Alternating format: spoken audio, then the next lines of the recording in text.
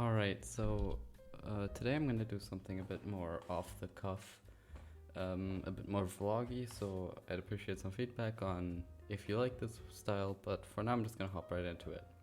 So today I want to do a bit of a theoretical introduction to overclocking. For those who don't know, what is it, why do people do it, and why is it sort of going away in the industry today, what factors influence it, but I'll get into that a bit more later. So first, what is overclocking? Well, simply put, it's increasing frequency in order to increase performance. And what frequency is that? So for example, if you have your CPU and it has a base frequency of, let's say, 4.0 gigahertz. And then you, as the user, without tweaking anything else, for now, just as this example, you can get another 100 megahertz, so it's 4.1 gigahertz. And that might actually be stable, but we'll get into all that a bit more later. So for now, it's just increasing those little numbers that you might be familiar with anyways through BIOS settings. But once again, we'll get into the details further. So what factors are there? Well, the most well-known one, and probably the most important, is a little curve. So I'm going to hand draw this, so you'll have to excuse me.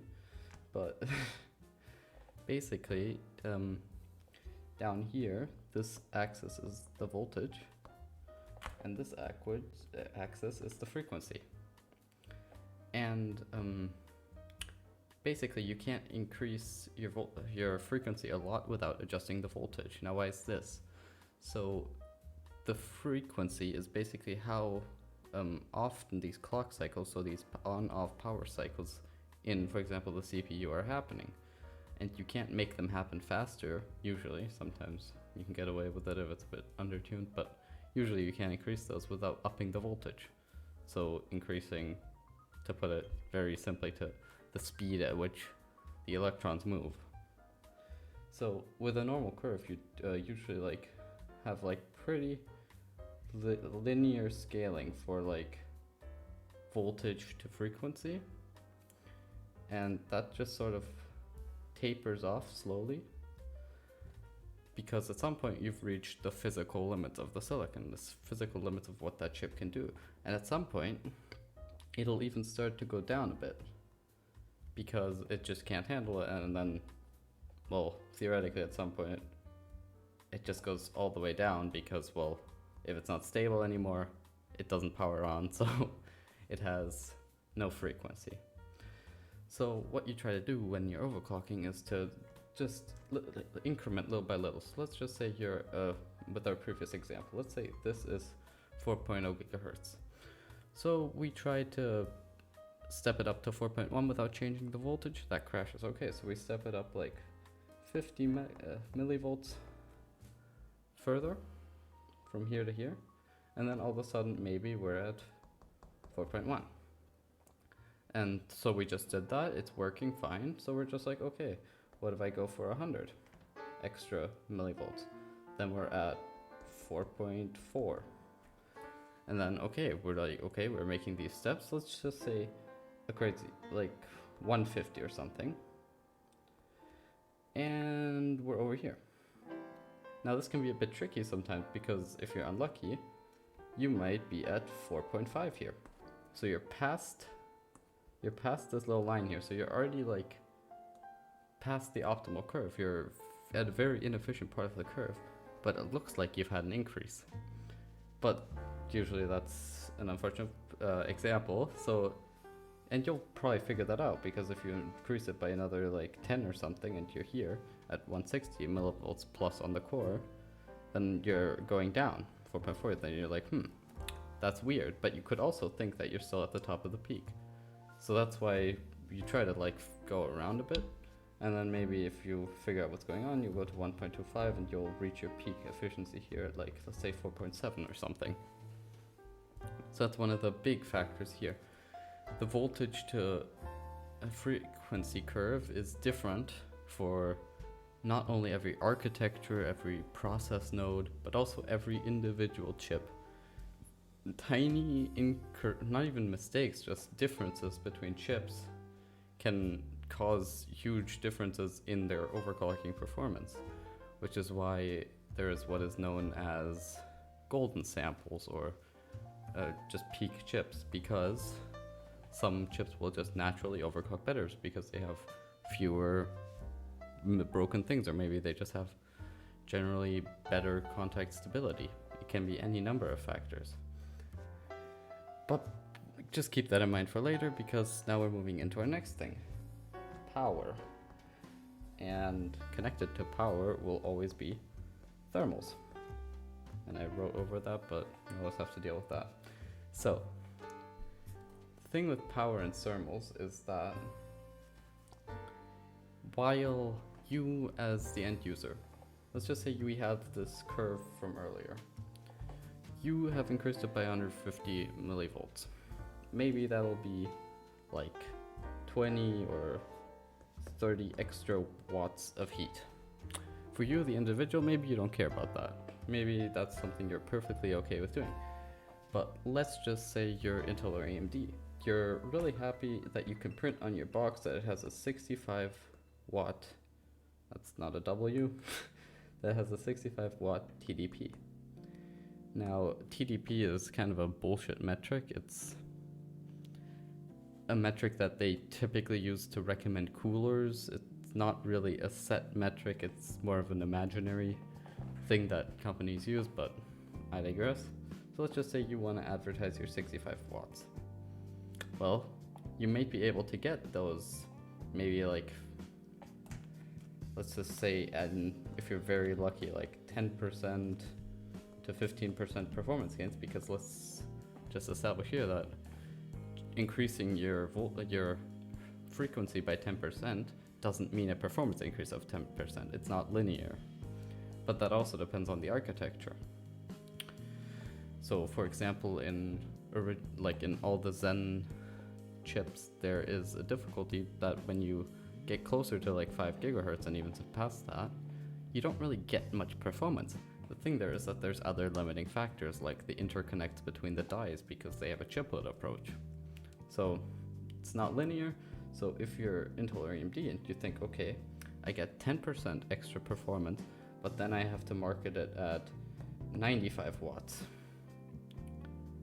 Well, then you just made your product look very bad in comparison. And let's just say this isn't your highest end SKU. Let's say your highest end SKU is, if you're Intel, they like to do this. You have an 8-core chip as your second highest SKU, and let's say you have another 8-core chip as your first highest SKU. This one you're selling at 4.5 gigahertz, and this one you're selling at, let's just say 5. So you're selling that one for 5. Now, they will probably ship with the exact same TDP, because these ones are just a better bin. These are the ones that they know can reach the same frequencies at lower voltages. So let's just say this one, the graph up here is our first example. Well, then the second example might just run a little something like this, and maybe it'll even peak later, and then it crashes here. So that's basically what's going on there. And also, thermals are another big factor.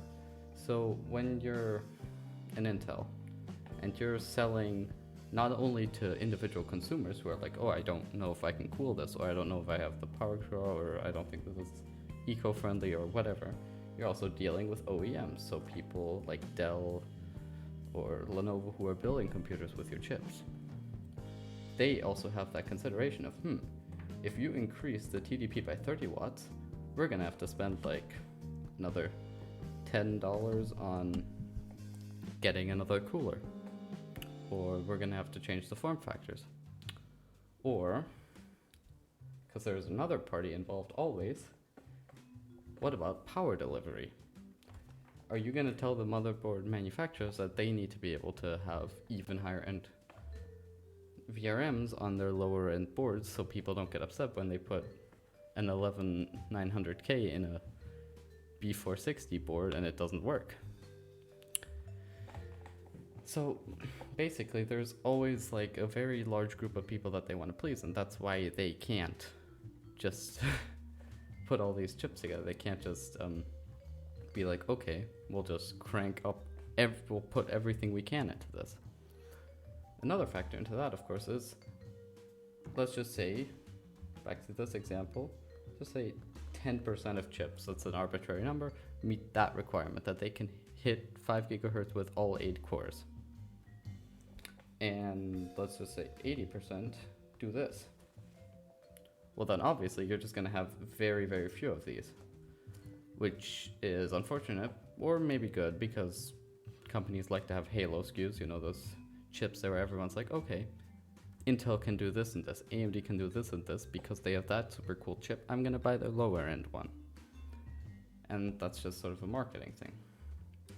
So yeah, there's a lot of factors into it. There's the yield, which is what we call those percentages of what can you get, how fast can you get the individual chips. But that's a whole huge scope.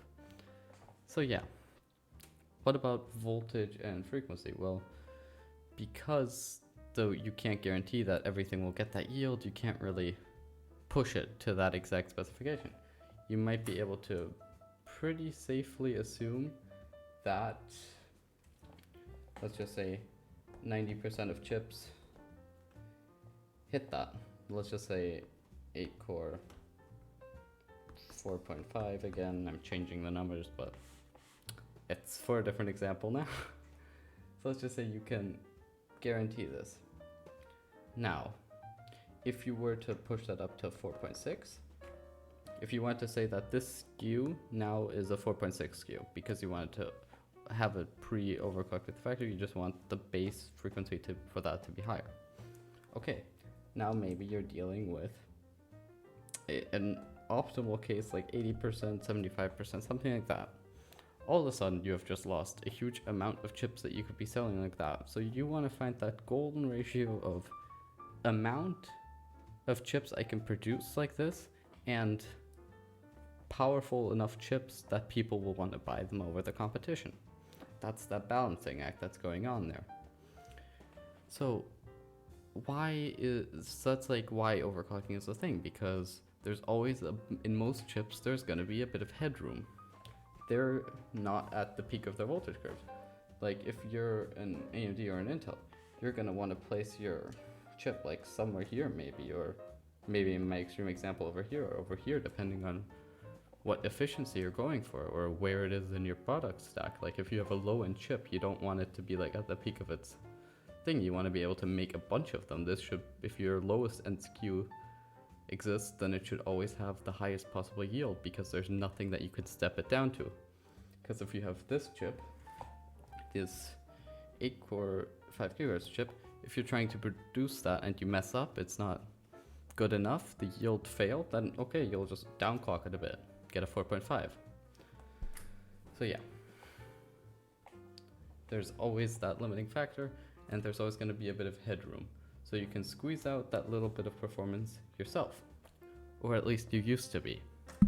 Because nowadays, companies thought, hey, we can sort of automatically do what people do with overclocking. So there's a lot of names for this. There's Turbo Boost, there's AMD Precision Boost, and everyone has 50 different versions of it for every different application. But basically what it does is it checks if the factors are met. If the processor is, let me switch to a different color. There, if the processor is here, if it's at 4.0, then it can, if it has enough power. So it checks, am I beneath the power limit? Can I pull more power? If it says yes, okay, move on to the next step. Am I thermally okay? Is it below, like, let's say most companies use like 100 or 80 for, depending on what kind of boost it is. If it's like a extreme boost, or it's more like a, yeah, it's usually a tiered boost system, I should explain that. So it's like one boost for all cores to like a rather low frequency, and then a few for very high frequency, because you don't need all the cores to turbo up always. That's all I'm sorry. So let's just say power and thermals are met. Then it looks into its tables that it has. It's like, okay, I have the power headroom. Let's just say I have 15 watts of power. I'm thermally fine. So let's just pump a few millivolts into this. And then it goes here. Because it knows that most chips can do this and that. And it'll dynamically push itself based on the situation. If it doesn't need to right now, or it doesn't have the power, then it'll go back. So it can always try to find the maximum peak, which is something that you can't even do with a static overclock. Let's just say you have a workload that's only using 1 or 2 cores. Well, how are you going to dynamically change that with an overclock?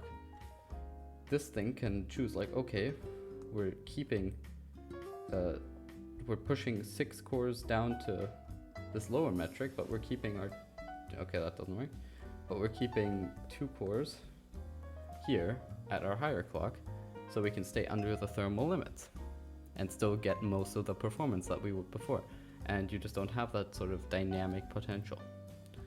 So overclocking is becoming more of a niche, extreme hobby. Like if you add liquid ice or whatever, or LN2 to like freeze it below its dew point. But for the average user, it's becoming less and less potent, especially with NVIDIA having their own dynamic boost things, and even for static OCs, MSI Afterburner has features for Turing GPUs that automatically do the stepping process and determine the maximum stable voltage. So it's slowly going away. The last place where overclocking is really stable, I already gave it away, is RAM, because there's less optimization in that field, but that'll come too, I guarantee it. So it's slowly going away, which sounds a bit like a bummer. Like, you used to be able to guarantee that you'd get 20-30% more than it would say of performance than it would say on the box, and that's slowly gone down over the years. But in a way, it's also nice that you don't have to put in the effort, and it's just there. But of course, then it's also being sold for the value that is guaranteed, instead of what you can probably get out of it yourself. So it's a give and take, but I still think it's a very interesting topic, and this has been a very broad overview. If you would like to actually hear anything more specific, please do let me know, because it's something that I'm also very passionate about, and I could go on for another 40-50 minutes, but I thought I'd save it for the scope of an overview video. So I think that about wraps it up. Yeah, do let me know what you think of this different form of presentation, and I'll see you guys next time.